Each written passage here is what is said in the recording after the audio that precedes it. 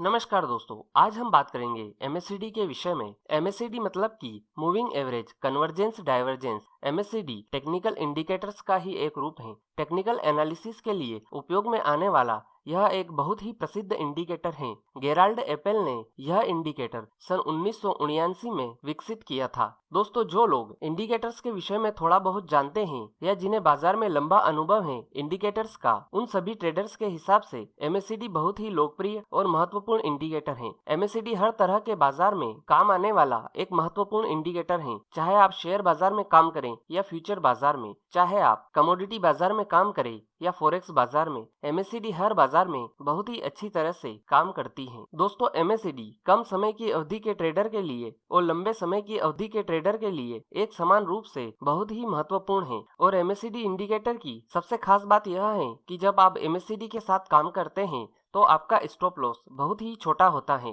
जिससे अगर आपका स्टॉप लॉस हिट भी हुआ तो भी आपका नुकसान बहुत ही छोटा होगा। तो दोस्तों, ज्यादा समय न लेते हुए अब हम समझते हैं कि एमएससीडी क्या होती है, एमएससीडी कैसे काम करती है और हम एमएससीडी की मदद से कैसे बाजार में खरीदी और बिकवाली कर सकते हैं। तो दोस्तों, सबसे पहले हम समझते हैं कि एमएससीडी क्या होती है। एमएससीडी मतलब कि मूविंग एवरेज कन्वर्जेंस डाइवर्जेंस। दोस्तों, MSCD basically trend following indicator है। मतलब कि ये ट्रेंड के साथ चलने वाला इंडिकेटर है। और जैसा कि ये ट्रेंड फॉलोइंग इंडिकेटर है तो यह ट्रेंडिंग बाजार में बहुत ही अच्छी तरह से काम करता है। ट्रेंड फॉलोइंग इंडिकेटर जैसे कि मूविंग एवरेज और सुपर ट्रेंड, इसी प्रकार एमएससीडी भी एक तरफा ट्रेंड में बहुत ही सटीक और स्पष्ट रूप से काम करती है। जब बाजार ट्रेंडिंग होता है उस समय यह इंडिकेटर बाजार के प्रति सटीक रीडिंग देता है, जिससे कि इसका उपयोग करना बहुत ही आसान हो जाता है। दोस्तों, एमएससीडी इंडिकेटर आपको चार्ट में कुछ इस प्रकार से दिखाई देगा, जैसा कि आप वीडियो में देख सकते हैं।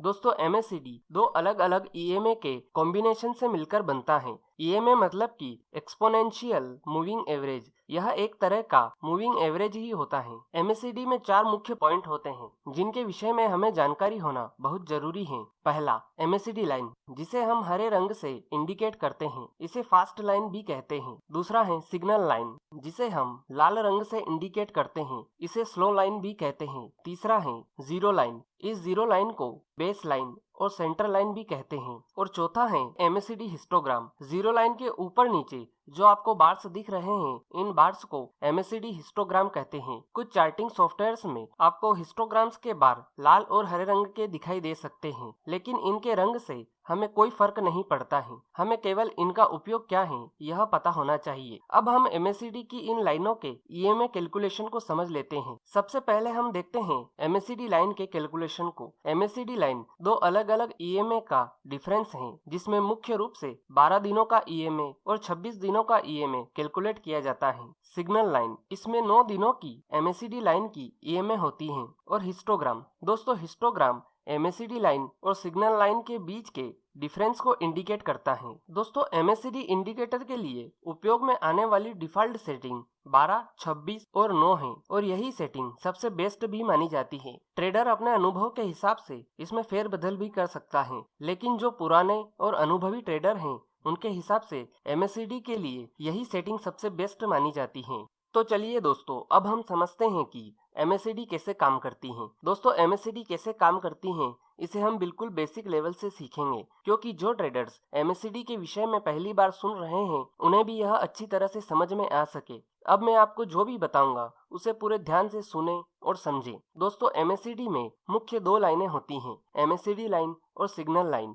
ये दोनों लाइनें जीरो लाइन के ऊपर नीचे घूमते हुए बाजार में खरीदी और बिकवाली के संकेत देती हैं। और जब भी एमएससीडी लाइन और सिग्नल लाइन एक दूसरे को क्रॉसओवर करती हैं, तब हमें बाजार में खरीदी और बिकवाली करने का संकेत मिलता है। एमएससीडी इंडिकेटर में दो प्रकार के क्रॉसओवर होते हैं। पहला है पॉजिटिव क्रॉसओवर यानी कि बुलिश क्रॉसओवर, और दूसरा है नेगेटिव क्रॉसओवर यानी कि बेयरिश क्रॉसओवर। जब एमएससीडी लाइन सिग्नल लाइन को नीचे से ऊपर की ओर क्रॉसओवर करती हैं तो हमें खरीदी करने का संकेत मिलता है, इसे हम पॉजिटिव क्रॉसओवर कहते हैं। और जब तक एमएससीडी लाइन सिग्नल लाइन के ऊपर की दिशा में होती हैं तब तक बाजार बुलिश ट्रेंड में होता है। और जब एमएससीडी लाइन सिग्नल लाइन को ऊपर से नीचे की ओर क्रॉसओवर करती हैं तो हमें बिकवाली करने का संकेत मिलता है, इसे हम नेगेटिव क्रॉसओवर कहते हैं।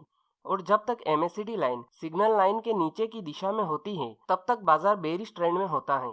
इन दोनों पॉइंट को आप अच्छे से समझ लीजिए क्योंकि यह बहुत जरूरी है। और जब तक ये दोनों लाइनें घूमकर फिर से एक दूसरे को विपरीत दिशा में क्रॉसओवर नहीं करती तब तक ट्रेंड रिवर्सल नहीं होता है। दोस्तों, पॉजिटिव क्रॉसओवर और नेगेटिव क्रॉसओवर के साथ जीरो लाइन का विशेष महत्व होता है। जब भी पॉजिटिव क्रॉसओवर जीरो लाइन के ऊपर हो या पॉजिटिव क्रॉसओवर जीरो लाइन के नीचे होने के बाद दोनों लाइन जीरो लाइन के ऊपर निकल जाए तो यहाँ हमें मजबूत तेजी का संकेत मिलता है। और जब भी नेगेटिव क्रॉसओवर जीरो लाइन के नीचे हो या नेगेटिव क्रॉसओवर जीरो लाइन के ऊपर होने के बाद दोनों लाइन जीरो लाइन के नीचे निकल जाए तो यहाँ हमें मजबूत मंदी का संकेत मिलता है। दोस्तों, यहाँ पर जीरो लाइन और क्रॉसओवर के विषय में एक और बात है जो आपको समझना बहुत ही महत्वपूर्ण है, इसे आप ध्यान से समझें। दोस्तों, जब भी पॉजिटिव क्रॉसओवर जीरो लाइन के नीचे होता है उस समय तेजी का ट्रेंड ज्यादा मजबूत नहीं होता है जब तक कि ये दोनों लाइन जीरो लाइन के ऊपर नहीं निकल जाती हैं। अगर दोनों लाइन जीरो लाइन के ऊपर निकल जाए तो तेजी का ट्रेंड मजबूत हो जाता है। और अगर दोनों लाइन पॉजिटिव क्रॉसओवर के बाद जीरो लाइन के ऊपर नहीं निकली तो हमें व्हिप्सो का सामना करना पड़ सकता है। इसी प्रकार अगर नेगेटिव क्रॉसओवर जीरो लाइन के ऊपर होता है उस समय मंदी का ट्रेंड ज्यादा मजबूत नहीं होता है जब तक कि ये दोनों लाइन जीरो लाइन के नीचे नहीं चली जाती। अगर दोनों लाइन जीरो लाइन के नीचे चली जाए तो मंदी का ट्रेंड मजबूत हो जाता है। और अगर दोनों लाइन नेगेटिव क्रॉसओवर के बाद जीरो लाइन के नीचे नहीं निकली तो हमें व्हिप्सो का सामना करना पड़ सकता है। दोस्तों, व्हिप्सो के विषय में मैं आपको पहले ही बता चुका हूं। अगर आपने अभी तक व्हिप्सो का वीडियो नहीं देखा है तो आप इस वीडियो की डिस्क्रिप्शन में जाकर यह वीडियो देख सकते हैं। तो इस प्रकार के व्हिप्सो से हम कैसे बच सकते हैं इसे हम आगे चलकर इसी वीडियो में समझेंगे। दोस्तों, इसके बाद हम बात करते हैं MACD डबल टॉप और MACD डबल बॉटम की। दोस्तों, इसमें आप ध्यान दें, यहाँ पर हम MACD इंडिकेटर के डबल टॉप और डबल बॉटम की बात कर रहे हैं, ना कि प्राइस के डबल टॉप या डबल बॉटम की। इसलिए यहाँ डबल टॉप और डबल बॉटम MACD इंडिकेटर में बनेगा, ना कि प्राइस में। तो आप इसको लेकर कंफ्यूज न हो, यहाँ पर हम इंडिकेटर की बात कर रहे हैं ना कि प्राइस की। तो हम चार्ट में देखते हैं कि MACD जीरो लाइन के ऊपर जाकर डबल टॉप बनाती है तब बाजार में ट्रेंड रिवर्सल की संभावना बहुत ही मजबूत होती है, मतलब कि बाजार में मजबूत और जोरदार मंदी की संभावना है। इसी प्रकार हम चार्ट में देखते हैं कि MACD जीरो लाइन के नीचे जाकर डबल बॉटम बनाती है तब बाजार में ट्रेंड रिवर्सल की संभावना बहुत ही मजबूत होती है, मतलब कि बाजार में मजबूत और जोरदार तेजी की संभावना है। दोस्तों, अब हम बात कर लेते हैं MACD हिस्टोग्राम की। MACD के बीच में वॉल्यूम के जैसा कुछ नजर आ रहा है, इसे MACD हिस्टोग्राम कहते हैं। दोस्तों, हिस्टोग्राम ट्रेंड और मोमेंटम में पॉजिटिव डाइवर्जन और नेगेटिव डाइवर्जन को दिखाता है, जो कि ट्रेंड में मजबूती और कमजोरी को दर्शाता है। यह वॉल्यूम की तरह ही काम करता है, ट्रेंड और मोमेंटम के विपरीत बदलाव को दर्शाता है। दोस्तों, वीडियो को आगे बढ़ाएं उससे पहले मैं आपको यह बता दूं कि अगर आपने अभी तक डाइवर्जन का वीडियो नहीं देखा है तो आप इस वीडियो को देख लें, क्योंकि अब हम हिस्टोग्राम डाइवर्जेंस की बात करने वाले हैं। डाइवर्जेंस के वीडियो की लिंक मैंने वीडियो की डिस्क्रिप्शन में डाल रखी है, आप वहां जाकर देख सकते हैं। पहले हम देखते हैं हिस्टोग्राम पॉजिटिव डाइवर्जन को। हम देखते हैं कि चार्ट में प्राइस नीचे जा रहा है, MACD नीचे जा रही है, लेकिन हिस्टोग्राम ऊपर जाने लगता है। इसे हिस्टोग्राम पॉजिटिव डाइवर्जेंस कहते हैं। इसके बाद बाजार में तेजी आती है। इसके विपरीत हम देखते हैं कि चार्ट में प्राइस ऊपर जा रहा है, MACD ऊपर जा रही है, लेकिन हिस्टोग्राम नीचे जाने लगता है, तो इसे हिस्टोग्राम नेगेटिव डाइवर्जेंस कहते हैं। इसके बाद बाजार में मंदी आती है। तो दोस्तों, यह तो था हिस्टोग्राम डाइवर्जेंस। अब हम देखते हैं MACD डाइवर्जेंस को। दोस्तों, MACD डाइवर्जेंस भी दो प्रकार का होता है। पॉजिटिव डाइवर्जेंस मतलब कि बुलिश डाइवर्जेंस और नेगेटिव डाइवर्जेंस यानी कि बेरिश डाइवर्जेंस। पहले हम देखते हैं पॉजिटिव डाइवर्जेंस को। हम चार्ट में देखते हैं कि प्राइस नीचे जा रहा है और MACD नीचे जाते जाते ऊपर की दिशा में जाने लगती है, मतलब कि MACD इंडिकेटर में पॉजिटिव डाइवर्जेंस हो रहा है। उस समय अगर चार्ट में कोई बुलिश कैंडल स्टिक पैटर्न बने तो इसका मतलब है कि बाजार में अब तेजी की संभावना है। अब हम देखते हैं नेगेटिव डाइवर्जेंस को। हम चार्ट में देखते हैं कि प्राइस ऊपर जा रहा है और MACD ऊपर जाते जाते नीचे की ओर जाने लगे, मतलब कि MACD इंडिकेटर में नेगेटिव डाइवर्जेंस हो रहा है। उस समय अगर चार्ट में कोई बेयरिश कैंडल स्टिक पैटर्न बने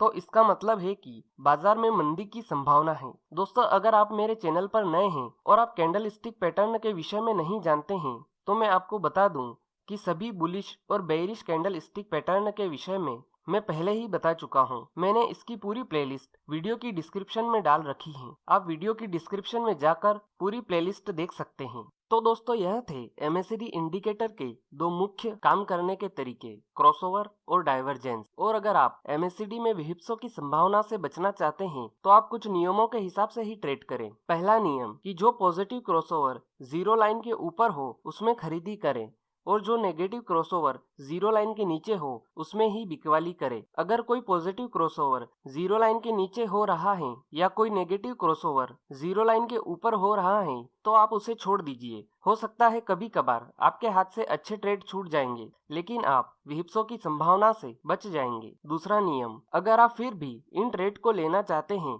तो कुछ बातों का ध्यान रखें। जब पॉजिटिव क्रॉसओवर जीरो लाइन के नीचे हो उसके बाद MACD लाइन और सिग्नल लाइन जब जीरो लाइन के ऊपर आ जाए तो आपको खरीदी करना है। इसी प्रकार जब नेगेटिव क्रॉसओवर जीरो लाइन के ऊपर हो उसके बाद MACD लाइन और सिग्नल लाइन जब जीरो लाइन के नीचे आ जाए तो आपको बिकवाली करना है। तो दोस्तों अब आपको समझ में आ ही गया होगा कि MACD कैसे काम करती है। दोस्तों MACD का उपयोग करने से पहले हमें यह पता होना चाहिए कि हमें कौन सा टाइम फ्रेम इस्तेमाल करना है। दोस्तों अगर आप केवल इंट्राडे ट्रेडिंग करते हैं तो आप 5 मिनट और 10 मिनट की टाइम फ्रेम का उपयोग कीजिए, और अगर आप 2 या 4 दिन तक अपनी पोजीशन को होल्ड कर सकते हैं तो आप 15 मिनट, 30 मिनट और 1 घंटे की टाइम फ्रेम का उपयोग कीजिए। और अगर आप इससे ज्यादा लंबे समय के ट्रेडर हैं तो आप डेली चार्ट टाइम फ्रेम के साथ MACD का उपयोग कीजिए। दोस्तों MACD के साथ टाइम फ्रेम जितना बड़ा होगा आपकी एक्यूरेसी उतनी ही अच्छी होगी। MACD का सबसे बड़ा फायदा यह है कि इसके साथ ट्रेडिंग करते समय आपका स्टॉप लॉस बहुत ही छोटा होता है। अब हम समझते हैं कि MACD की मदद से हम खरीदी और बिकवाली कैसे कर सकते हैं। दोस्तों हम वीडियो को आगे बढ़ाएं उससे पहले मैं आपको यह बता दूं कि अगर आपने अभी तक रिस्क रिवार्ड रेशो और स्टॉप लॉस थ्योरी का वीडियो नहीं देखा है तो आप इस वीडियो की डिस्क्रिप्शन में जाकर यह दोनों वीडियो देख लीजिए।